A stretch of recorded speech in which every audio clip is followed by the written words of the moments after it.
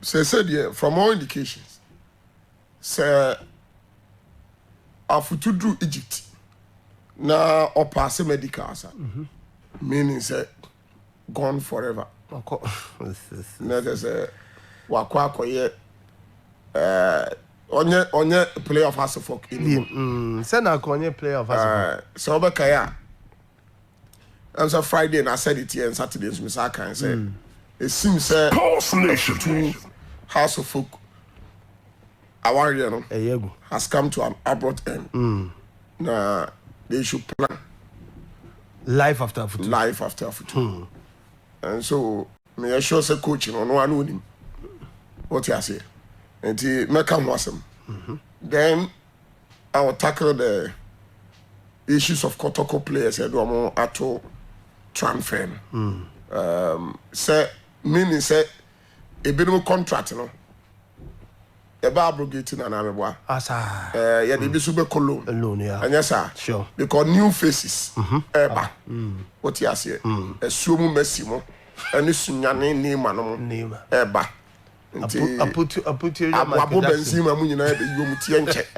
Until you have to make way for some super duper stars. Now, Mutimbe, the new Kotoko. The face of Kotoko. The face of Kotoko, yes, the new Kotoko. The new Kotoko. Until it's already dinner Babanoa. Sunyani Messi Aba. Sunyani Nema. Sumu Messi. Antiminia. I put you Jordan. And Chaboga Mbappe. On Munina Beba. Now my auntie suspected, you know. When Munana and not there one will be a make out here. Sports Nation. Because the case continues unabated. What you say? And you have better tackling this time around the Ghana Football Association one more release fixtures in them a month ahead. What you say? Prior to the commencement of the league, and almost these are the fixtures. Until I say my first match, my ball at home, my ball away, me new way, my ball, we are share we 34 matches in all for the league. We are no boy FA Cup account. And you know, putting all these things into consideration, you sit down, we join home, now if you want to take a decision. They make what you say. And to start decisions, you know, and the management you taking a very prudent one. Now one person name.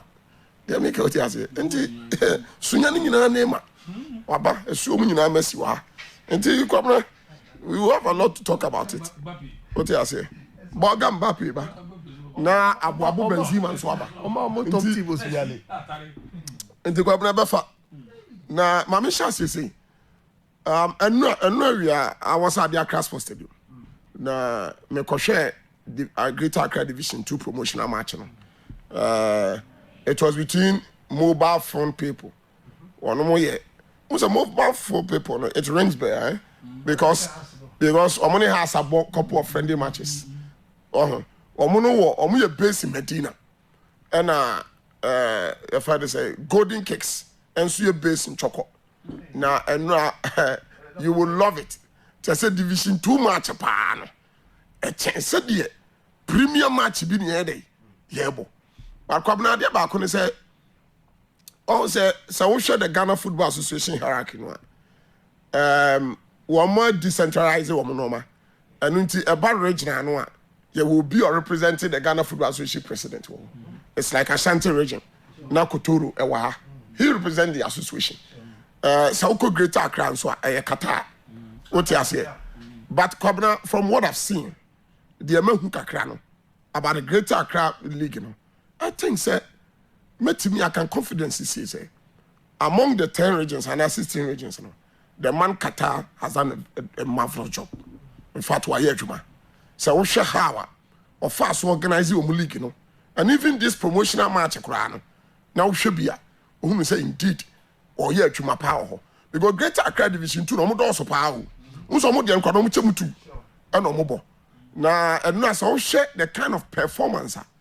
Both clubs, SBT was stadium one. Kwabna tells you say your football no, because it was a Division 2 match. But we share the kind of player, the standard of play. No, now we share individual brilliance. Bia you know, Oh, Kwabra, in fact, I was extremely happy. And I'm paying for the Go. Those who matters most in Ghana football, be a stakeholders in Chief Kujofiano was there. Oh, be a buy. I mean, that was a great crowd from the way I Katana and Romano. In Tiama, you would love to watch their matches. What I say? Oh, the coaches were there. As for Tracy, Brofu coaches, they were all there. Coach Tanko was besides me. Coach Yapreko, by to say, legend Chip Samu. Just everybody was there. The Pep Stadium, I was shocked. Say, hey, Division 2. And I said, yeah, we better see a premiership match. Now, said, don't power the good stadium. And yes, I'm going to talk about my book at Tabaso. Say, oh, yeah, Juma Papa, now I know. Now, someone who go to be. I can't go, no. Hey, Kwabna. Go and I think, I saw it on the Chipsa, the status. That was the first that I sure. It was a great. They was a and the confidence called the ball in the because baby, I know my ball where the drone. No, just say it was almost done for. It was almost done for your friend say, we mobile phone people for them. What you say? But I could I'm a friend. Is it the name? I'm confused. But almost my friend is a Mizaki. It's a Bizak. It's a Mizaki. Asante for the Asante Mekai. What you say? Kwabena, in fact, Ghana footballers were talented. Dear, Nyamian Fanka, Anka, me, what the outside and what they are saying. Say, you do, so provided say, Kwabena, bet my in the young Quadia, and because we should be seen to know, share talent, now her ball or more park and so on. Oh, Kwabena, about boy, and I was happy. National team handles, no be all because Coach Karim Zito was there. I said Karim Zito now, way for no golden kicks for no. We take a week. No do training. Until now, he was so happy. Say, oh, say, why, yeah, Juma. Commander, say, go no media in the amount. He said, we bet me a sure. Now, I can't go, you know, to say, Udi Saka Pepe. Said, no, Udi Saka ball. Sape pepe. What for no Kwabena? Very difficult. But if you ask, I want when you see how do you saka. Oh yeah, sure. Sana me physique no. Sana me na ni so teme. Sana me hu no. Sa wo ya na ni. How you know flair? But I want any like. Kwabena be fa ball ni free ya no. And the courage a wonya I say obetimi maneuver, obetimi awuram akɔhye no to the sense was actually working panic ho. The same kind of the players no. He had about 4 players at a time to contend with. But what we maneuver, with me a year, 4 in time. Now, line, I don't know what name if it's see. Or the bone, I'm lying. Any would you should go when you would have Bizaka Santa. Look at where you pick the ball from 1, 2, 3, 4 defenders, and look at this. Wow. Look at this. Wow. Just look at this. Look at this. You see? This was the equalizer. This was the equalizer. A Division 2 player. And I was shocked. And I like the way I football look at it. 4 at a time, 4 defenders at a time. And look at this. Wow. Share Kolano. Come on. Mr. The Premier Good Stadium. I was shocked though. So this is the Division 2 match. Division 2 promotional match. And so come now in Medina when you talk of football. Youth football, they are friendly. Yeah. We're free Medina, we're free Chocono, I beg, see you all. It was a great game. To be honest, Obia costed you more beer than enjoy the game. Or beer enjoy the game, because and Conforno, both sides, they saw the good game to us. Sure, it was they gave a very good account of themselves. Sure. What I say, look at this. So when you are to us saying, yes, Coco Facebook, the video is there, you can enjoy. The video, and I like the way how football people omateki the matter up, and said them kind of chips. I mean, saw that on the status, and Ghana football official that all getting so I say. I mean, so would tell who's I know my baby. So Kwabena said no, you be and I say. French Liga and Spanish La Liga. And you say go ya. Kagana ni baby ano. Some Messi pa na Ronaldo ne say go ya. Kagana ni baby ya to the status me boy. Na ye praise wo mo. But we no. Eti we me nim so ya choko Mbappe, we choko de yi. Say na mo de mama no. So oba Kotoko anka mama de yi. Choko. Dabi. Dabi. We more than Ronaldo. No Messi wa ha. More than Ronaldo. We Choko Neymar. Choko Neymar. Oh Dabi we Choko Ansu Fati. Ansu Fati no ya de. No se bra papa ben na sa Ansu Fati no. Wa ba ya onko kana asem ha. Kabra but it's great. Me am madam for party and party na team no. Yeah, party team no Golden Kicks. Yeah. He's in US. But in Crawford na yejuma. Dem no ma yejuma pa. Me sure say technical handlers no. On be pay baby. Because who should team now bet my pick 5 6 close to 10 players out of the 24 players 22 players and now on board. My mo kata abaso once again. He has done a marvelous job. So me sure say all the regions in Payinfo no Latino a come na we ebenya bia dey edru what you say now back to the House of Folk Benjamin Afutu Edia no for now they say who say what could do terminal 3 na dey na say woko dem say amekura bia no woko that is why I was telling you say it is better to concentrate on because from all indications now akwara obeko because money has exchanged hands kwabna manager for no munya jo musika wiya ya kanu just say the obeka bia omuntie o is either you pay the amount involved or you forget about it ya make out here Afutu a fantastic player by our standard that we all know. Say Nebono, I was so. As a matter of fact, say who share House of Folk, major contributors to their success. One more Mubuama House of Folk, a drew baby or no. A chocolate house success, no. Enyas our trophies now. One can confidently say, Afutu, a standing at all. Afutu did a marvelous job, yes, your friend say, last season. They just ended season because so share ya a true baby no na there were certain matches he has to be pushed forward. Sure. Matches also I was see a boss defensive rule no. Yeah. What I say difficult games. Afutu will come from nowhere. No abeshe. And so Afutu there no be abeka to say House of Folk here no. Go into the African House of Folk here Afutu. Sure. But when we began said there were other matches boy in the just ended season. Sure. Now Afutu was not part of it. And no one no Caleb. So Afutu ama no mama Caleb abebo. Sad defensive role no. And he played to perfection. You see the match against Cancer. I was there at the stadium. And let me tell you something. Caleb Amankwa was made for the one. He was the only player to be matching Cancer for the boot for boot. Because when you have aggressive Caleb what you say? Say or Bobo no decide say. Or and so he was the only player. So physique. Now, I mean also very strong in the air and on the grounds because it was good for House of Folk.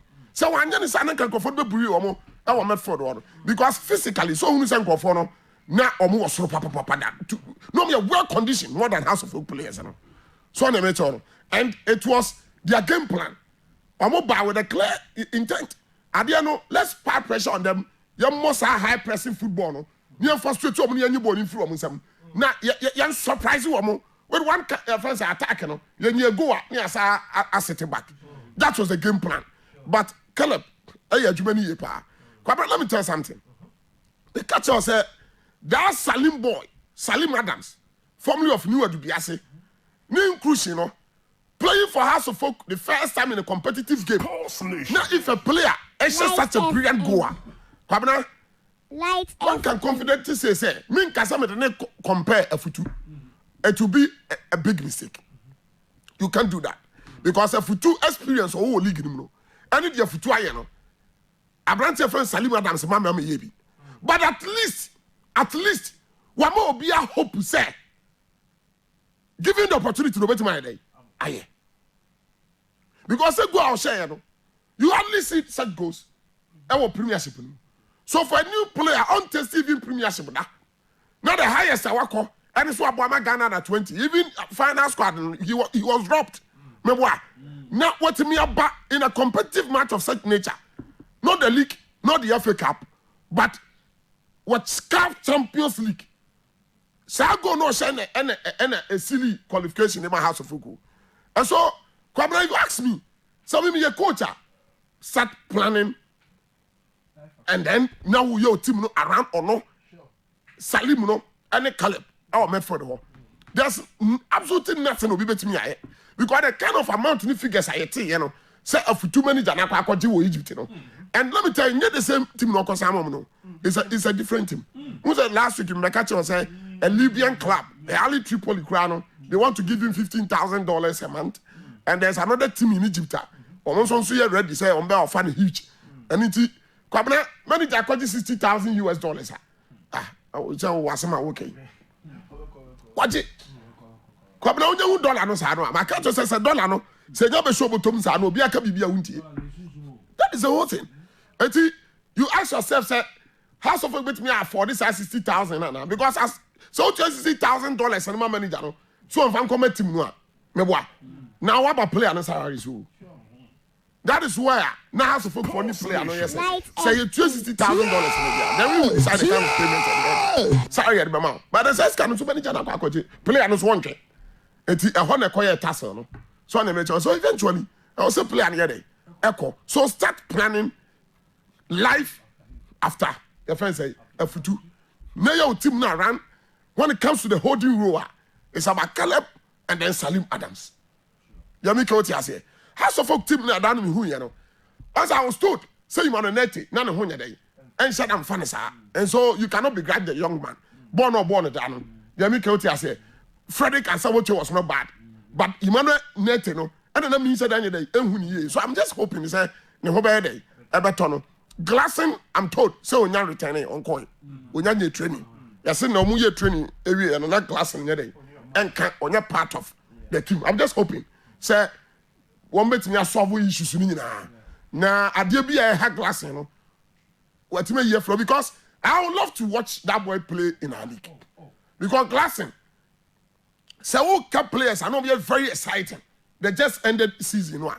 Glassing Awaku was part of them. He played a major role. The catcher said that of Olympics performance, you know, ultimately attributing to glassing alone. But he played a major role. Yes, he was integral part of the whole thing. Who said the coach will even tell you that glassing aside so Obobono, he's also a coach. And then 1 year you say glassing have a house of folk set up. No, the Accra Sports or wherever house of folk be about matches. And so media, I would love to watch Glassing Awaku again in our league. Because my country say if Glassing Awaku join now so playing for house of folk no about week out. And there's no way see a AFCON and fanning day. And fanning this time round no. I just have him. Jamie County has here. So I tell you, born now, born in Swania. And what you see a blast arsenal? Who about the Shima Quaquabo? It's about the old boy, open here. Now the one who are you familiar? What was another classic goal? Say Juma That's a wicked be our shago. One Juma or any Jamie County has here. Dinner. I said, no. It is a play on form say. That's your banana Milovan, Okotono Crewes, your baby. And I'm an Ecotrabentia. I want to say one because I wish I didn't correct to be. But because this call up Monfani, they should look at people more form. That is the Adreno. Canada settings when your blacks up will be all Ghana be our yard. So my woman said the day I use will say. Good, it's good for Ghana as a captain, not Osha. Meaning that he has a place in the team. Not that or a captain of the Black Stars. And to the performance in Koye Crowd in the league, man, we will be forced or we will be compared to say, Yan Fanny Coco Jelly. I don't think that is the best thing to do. But now, we're finding a scoring boot, you know. He's scoring. The day you may buy. Now, your best attacker, our Ghana, Hano. Yeah, Joe familiar. Now it's familiar. And so, I was so much familiar, no? A time over Bobby. Who's here? No man Jordan who's a catch it. So I don't know if you say won't be go there as a main attacker there. And that's all about show. That is just all about sure. Me boy. O performance in ya and ya. I somewhere you didn't want and so no one here.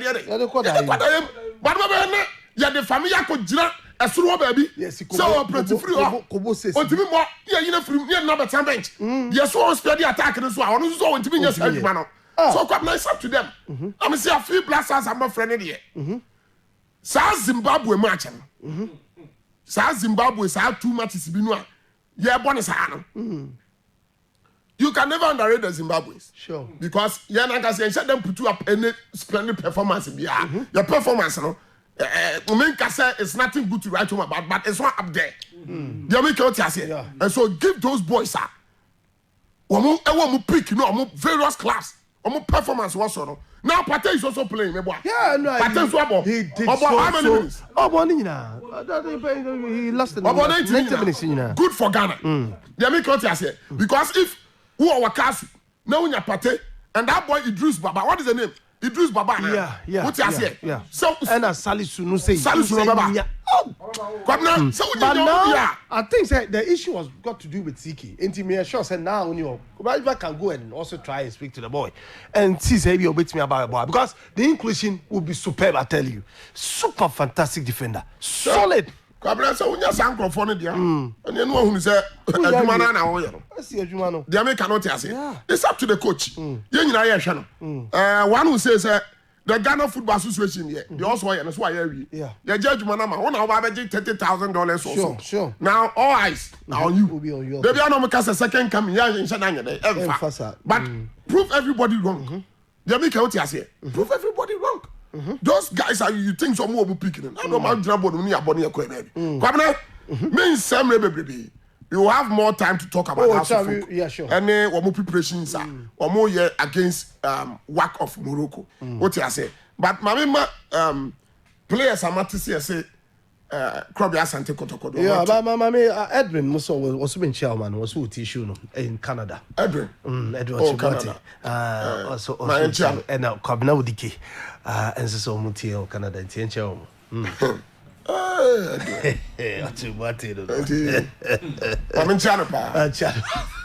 Oh no, Edwin or Kotoko. Hey, good or Kotoko too much. Oh, already. Or more Canada for no. Oh, don't I just said, so I said you must say. What's And you must say, oh, yeah, I could just go. So you must make oh, good, on chassis. Oh, so yeah, what I mean. Every day, weather is good. I'm not to also. You see, Krobia Kumasi Asante Kotoko. Club CEO Yon Ponsa in his interview with Nana Banamwa or Star FM. Okay, so better say between 5 and 10. Sure. Number is what was saying. Good. Indeed. Yeah, Pimsoko. Yeah, say the catch was a metal between 5 and 10. Na ya to 80cc ya. Che say yewie me boa. Ebi baba be ka ho. Nti yeguso ye ko. But question obi abebusa ne say the kind of materials are eba Kotoko. Any unveiling na ye no. Say same so obi unveiling play we aka Kotoko nko an. Me boa. It seems say signings no enkrofo aba form kakra. Now, many shots also folk train so me sign play be me boy. Okay, never say never. Ebi ana Kotoko boys here ya jaw me ebi ana has for interest of ebi a. On betimi afa omo a. And so never say never. What I say also we register 40 players. And yes sir.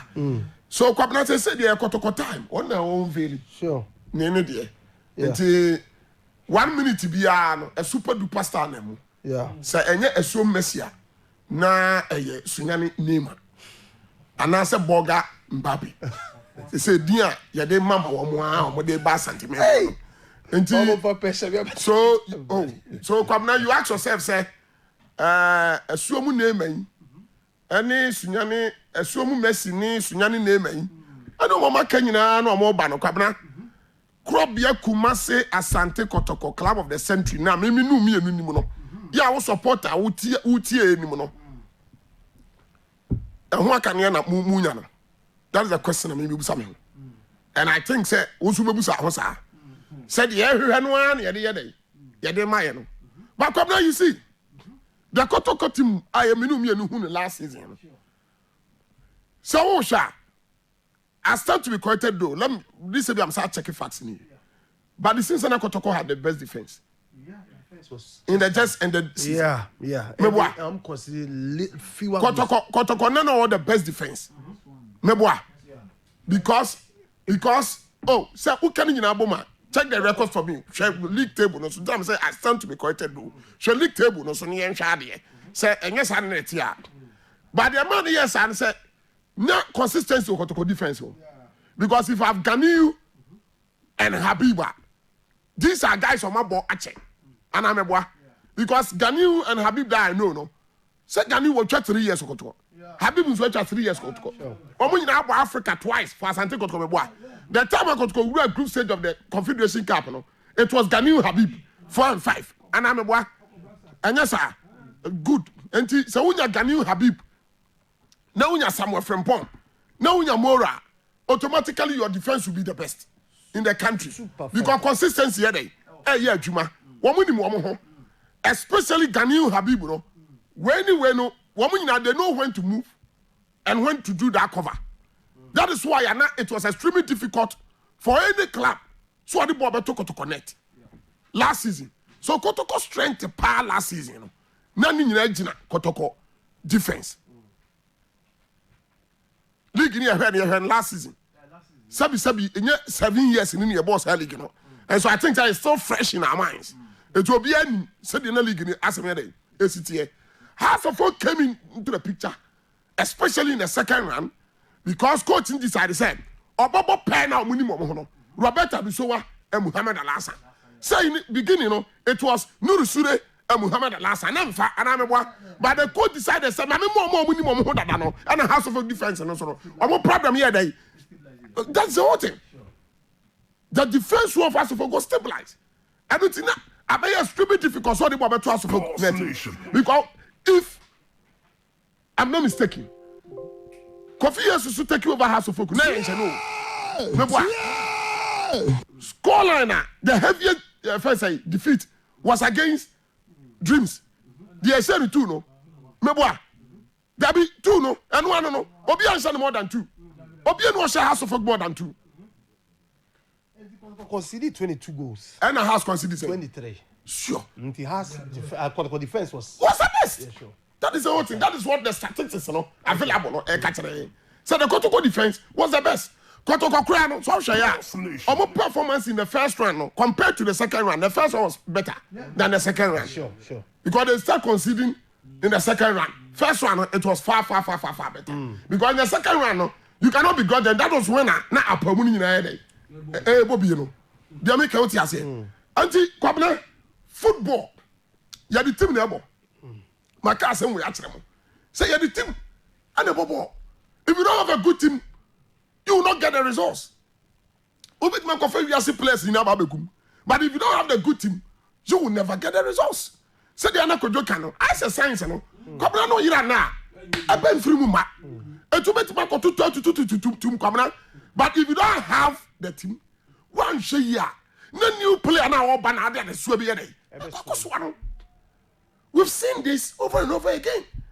It happened to the Galacticos of Real Madrid. Remember, they are the best of materials in the whole world, but they were not performing.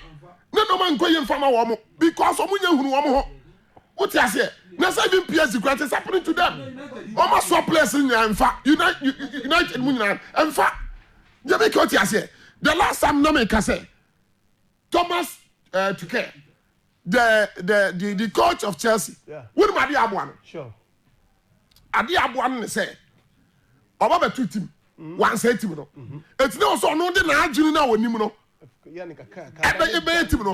the core of the team was there. No because Obi Ankoi. The team no batu ya no. And no also udi team no ya dey. Eye bibi. But the mo ye dey kwa na my do some team no buy dey. Mo be say no.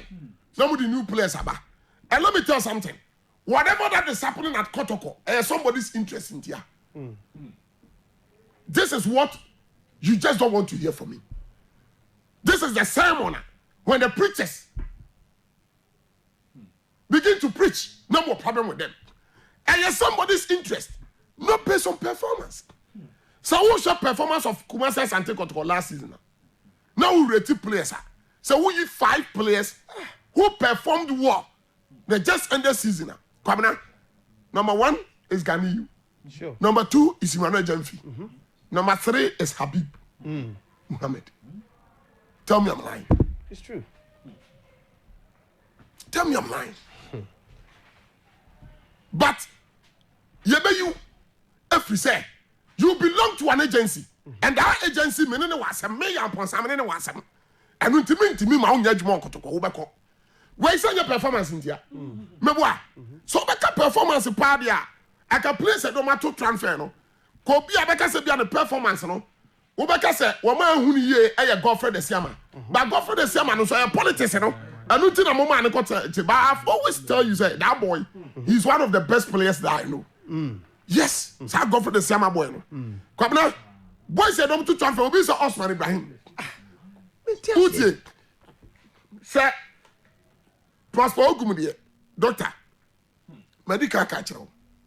So what do you? We've given you that respect, benefit of the that say what you ma. But the woo you in your chest and you're now here to man. Yam ponsan a shirt and whoop young and whoop you. And I will yana make catch or say, Prosper Ogum, 10 years, pa, me, I will tell you this. Madame Funaniniano, me, I will tell you this. Prosper, what do you tell? No more kishy. Ya maso credubi. I rather than go point a didn't work for fear because of Papa be a maswala batu baby. And until when your baby, Bereto, ya Banya was on and Siano, ya and crucify him with Kruma. And told you at any grounds war from what you've seen. And I won't excuse you because last year, no, you know, Bobby. So I'll catch him and say, what body could be? Now, Habib is a good player. You want a Jeff is a good player. One man want to transfer in Anya. Prosper. They catch it. Senior. Ash. Why are you pay your that? Our life. Because no company listen to me. Shall listen at that transfer. No. So shall listen at that transfer. No. Now I listen at Edge of Mohana. And just anti Bob Mali what I saw Groma. Yeah, how about boss season where Papa Arabic goes to the Amango. So that's what. What they Groma. So there was something like Swabo. Or that's only them Groma. You see? Because of somebody's interest. Many way when play any club consort, may you are free. Who you close to one, may you are free. May the media ba. They catch it out. Damn, no make a second division players and once I'm quadrate. Second division player. Mizako said Bizaka Sante. Why a very good player, Pau. Nanyako to Kwasam. What ye? What the Papa go no share was but Nyako level. Asante Kuo. Yamika Otiase. And so say coach, you know, I am tempted to release a coach that we are to transfer. Coach, that's one Habib. What is one pay when a jump? What is one Latif on a villa? I will prosper Ogum. Media, what I know, he say, your Ponsana minimum, no, he will never change. From the minimum, who and the Matia Free, that man, your Ponsan will never change. Because so no, I'm man, a big man, 1 year. That's why he Rangers so percentage. I know he plays. He has a percentage. Richard Wadu, 100%. Wakofa Samuel appear tender into we use somewhere from point free. Because on a tom man diama, our 40% on what transfer win them. It is Kotoko to Tiano, chunk of the money. As on one, Nana about what go on account. On one account, soon as he can't have a Kotaka that sends somewhere from Pono or Sergeant. Because about Twasso. Because our interest would. You make out I say, all these boys was happening and I didn't go for you and I know. Coaching play about Ukraine. I don't want to go for one more. One more year or Ramoba. And so say I'm on such a big platform like a Asante Kotoko. Say Brabaya Kotoko, a young man, I am on 400 million a month. Now say I'm so. Now so said the Oya Fire Rangers in the corners, you know. So now they are Asante Baya. Don't pay for the DC a handle. Because those who dine with you. Or bought the phone who did the bomb, no did the bomb. What you say? The other councils were most of my passive vote of no confidence. There's a crow I said there be won't be at the Oyano, Mira, Minimu. At Modia, your mamma saw no privilege, no. When you're Moyano, but you ever saw. It's a better Nobody cares. It's a better so. PK Yanto. There's a Black Star squad number. Met try say before say they better to Ghana. So I quit him. But I'm hello, good evening. Hello, good evening. Yeah, good evening, because I'm fit for. Go into you. I am a Mojuma. Yeah, for that, Mr. Obia can you. Oh, yeah, one time. And now, yes, I teach a young man as I say, oh, yeah. You remember marking our stadium. So, but we pound also the one that bought for me to one of Channel. And what is that? Hey, Kotoko. Masa. May I say hello, good evening. Hello. First, I can say for him. Yeah, good evening. Evening, I like you, Kuni. I like to as well. Moe. I do more to us. I come on your car, Mr. Metabi. And you can follow. Asama yeka obianti dan eye team over two players no one will win all the football one want yes we play on them player dan on the Real Madrid and Barcelona Manchester omuye no one will all play through the football yanka so mun timin bobolo player anyi player plan be tiba Kotoko ye kasa pe no for ye dina mo hwe yes yomo kemon kasa ye de mi asama na kan one bomb what is some colony baba versus photo. They be on bombing. But only so much yeah. Because we are side down. We go home baba no their farm up. I'm not sorry about you. Put over home. All right. But if that's in the tense of Black Star squad number. Now Lawrence Atizigi, goalkeeper Suchidata, Ibrahim Danlad, then Jojo Wallacott from Sweden Town. Defenders na Florent for Dreams, Andrew Washi Adam, Ismail Ganiu, Gideon Mensah, Abdul Rahman, Daniel Amate, Joseph Edu, Jonathan Mensah, and Alessandra Jiku. Midfielders no. Thomas Tepate, Baba Idrisu, Alfred Duncan, Emmanuel Lomote, Mubarak Wakasu, Mohamed Kudus, and Majid Ashmeru, Kofitri, Abdul Fattah Wishaku.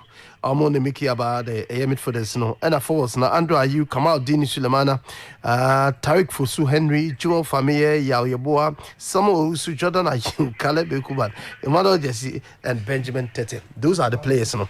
Hello, good evening. Good evening, Frank. So Kasafre. Yeah, I'm Shada. I think it's for GNTC. Yeah. Oh, and I make out a good from the oven. Yeah, and for the 3 and now almost.